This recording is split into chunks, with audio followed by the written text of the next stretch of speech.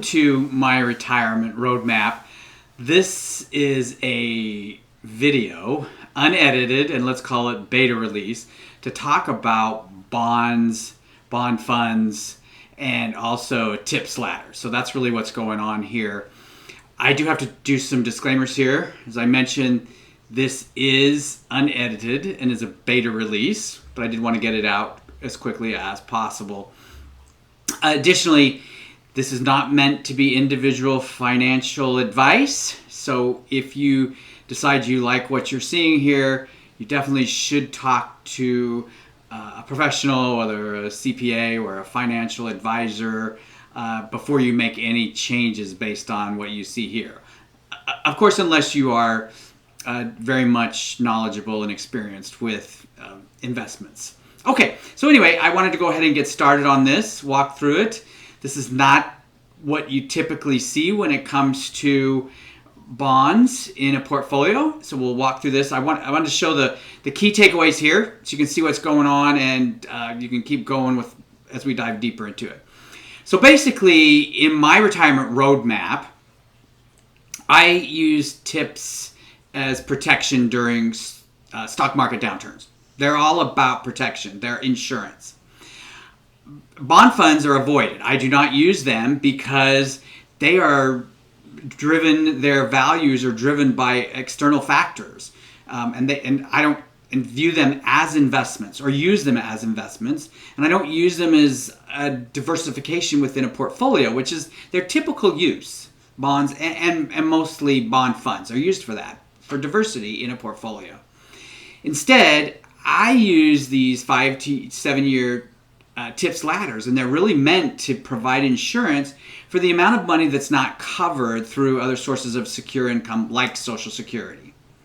Finally, portfolio allocations in my retirement roadmap, we don't start with those and say, okay, we need a 60-40 portfolio, and that means this is how much we need in bonds. Rather, we derive that portfolio allocation, which all has to do with the income protection that's required. So we'll walk through that as well. Again, this is a summary. Now I want to talk a little bit about bond funds here. Let's go over, first of all, I want to look at, here's a bond fund. This is Fidelity's total bond fund. And I just want to show this from illustrative purposes. This is 5 years. In 2022, that's when bond funds were like, wait a minute, they're not acting like they're supposed to. This isn't supposed to happen. So we still have 2022 in this analysis, okay? And you can see still in the 5-year return is negative 17% basically. And if we go to, let's say we just go to Vanguard's version, these are very similar, okay? And we can look at Vanguard and look at 5-year 18%. So very similar. That's my point here, is that bond funds, they're not rock solid like we want them to be in our portfolio. That's where I'm coming from. Let's go ahead and look here also at this top table here. These are some of the popular bond funds. You can see we talked about BND and FBND. Okay, the standard deviation, I want to go into how all that sorts out, but the standard deviation is really talking about the risk that's involved, or the volatility, you might another say, how these things fluctuate. Okay, so we can see that they're really, they've got a standard deviation of roughly 6%, which means their prices can change, as opposed to, we'll get to this later, but when we're talking about buying a tips bond and holding it to maturity. So we're holding the bond, the individual bond to maturity. The standard deviation on that is 0. It doesn't change because it's being held to maturity. So you're getting what you bought, and that's really what I like about it. I like the certainty, what's going on with buying and holding individual bonds. In our case, TIPS, Treasury Inflation Protected Securities. So that's what I just want to show here. What's going on. Okay, and you can also notice that there are expense ratios associated with these bond funds. We like a 0.03%, right? That's okay. If it's that or less, we're cool with it. However, here's the big however. Bonds aren't expected to make as much money as stocks. So why is the expense ratio equivalent to what we would see, say, for example, in a total U.S. stock market bond or stock market fund? So kind of curious.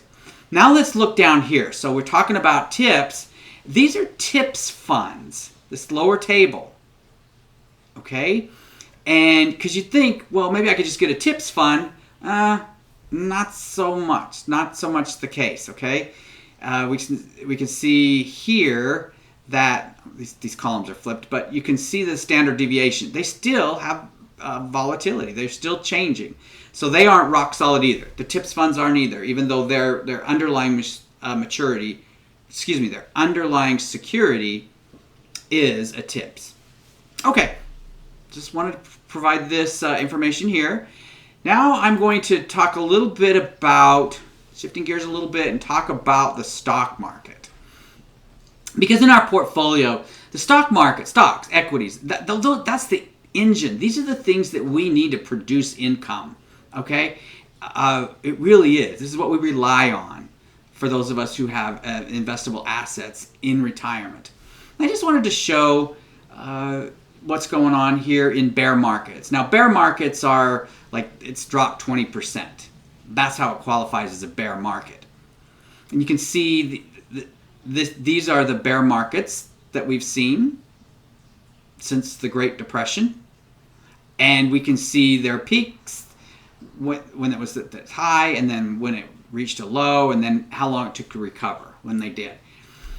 So it's very interesting. Also the recovery time. Now, the Great Depression, 25 years, that's a long time. So we might want to just kind of toss that one out as an extreme. And you can kind of go through and see what the others are. Interestingly enough, if we come down here to the metrics, the average recovery is a little over 5 years. Okay? Including the Great Depression. That's the average is 5 years for a recovery from when the stock market dropped 20% from its high, from its peak. Okay, then if we take the median, or another way of putting it, say the midpoint, when we sort all these out, what's in the middle, it's 2.7, so basically 3 years. So just why I'm trying to provide this information is to show that the stock market is pretty reliable, all things being considered. Okay, but there are times when it will drop, and we want to keep in mind we're really looking at, say, 3 to 5 years where we need to protect. So let the stock market do its thing, let it drop, but we're going to have protection to ensure that we aren't impacted by that. That's really what we're talking about here. And now let's talk about, okay, well, what do we need to protect? So let's talk a little bit about expenses for a household. We have basically essential expenses, and we have discretionary expenses. You can see here that our essential, we got to have our housing costs, food, healthcare, etc. Those are the things that we absolutely need even when things are going bad. And I guess a good analogy of this is back when we were working, right? We always had that idea that if I got laid off from my job, what's got to go? There are expenses I have to keep, but there's stuff I can just cut down on. And in retirement, it's kind of similar, although I think perhaps in retirement we have more flexibility about what we can cut out. At least that's the objective. So the discretionary tends to be 60 to 40%. 40% of discretionary expenses, that's on the high end. And I would say that's really for people who are just starting out in retirement. And truth be told, that's where I am. When I do the analysis of our expenses, about 40% of it is in travel. Which is a lot, and we're in the go-go years. It's like we're still young. We can do it. I mean, we don't want to wait till we're 75 or so when we're older and then try to do all this travel, because by that point we'll be like, well, maybe I'd just rather kind of sit at home maybe and watch YouTube videos, that sort of thing. So anyway, that's where I'm going with this, is we need, when we talk about expenses that need to be covered, it's the essential expenses. So if the stock market goes down, we need to at least cover this.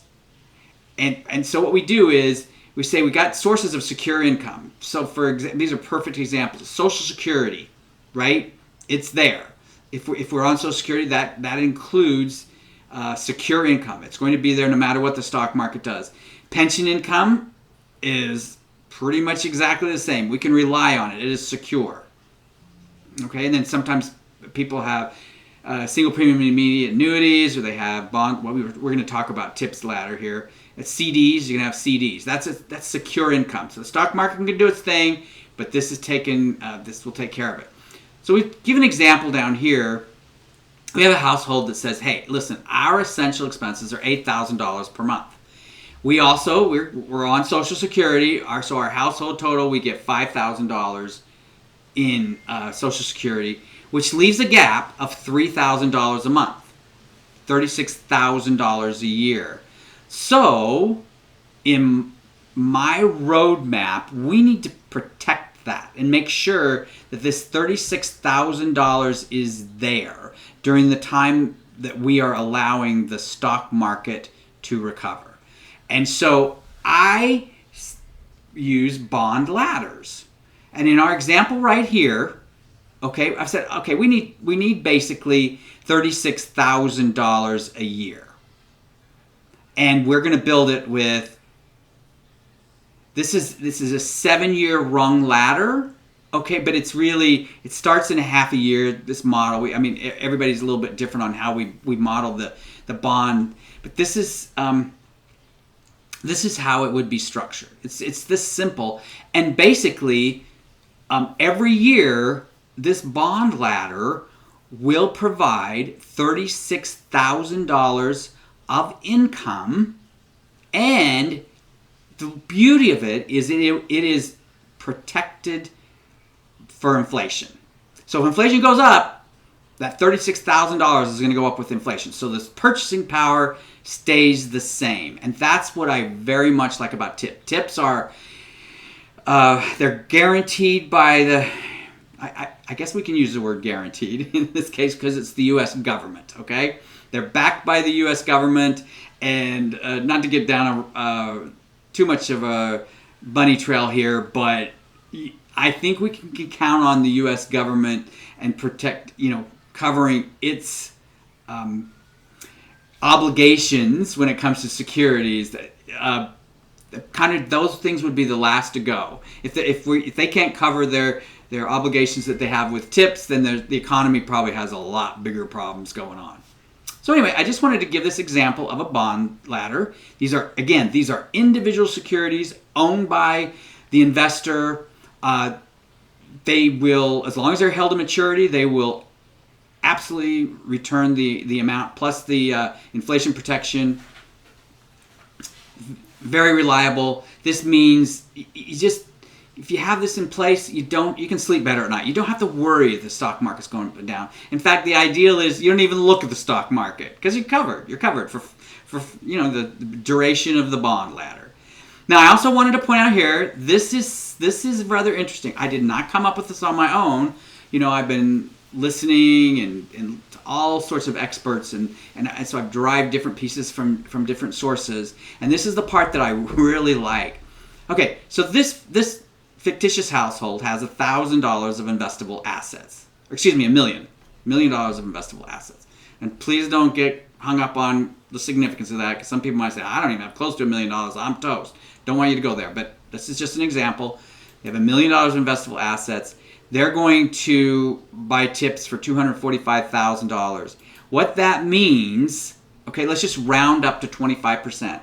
That means this household has a 75-25 portfolio. Sometimes you hear 60-40. Then you hear, hey, listen, you should have your age, or you should take 100, subtract your age, and that's what your allocation should be, etc. Okay? Not the case here. Not in my retirement roadmap. We don't start with what the portfolio allocation is. We derive that. And the good news is the stock market going up and down is going to move this.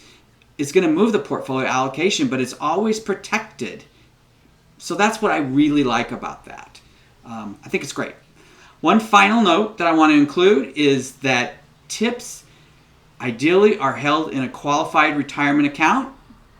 Ideally, if you have both a tax deferred, like a traditional IRA, okay, that's where they could be held.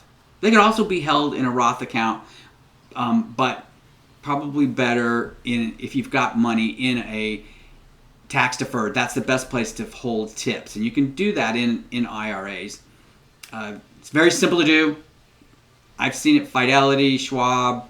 You can definitely easily purchase tips. They definitely, well, they can be held in a brokerage account, a taxable account, but they're inefficient, tax inefficient. So we do want to avoid that if we can. Thanks. I hope this has been helpful to folks in talking about these bonds and how we build the tips ladder. Thanks, and I look forward to doing more of these videos.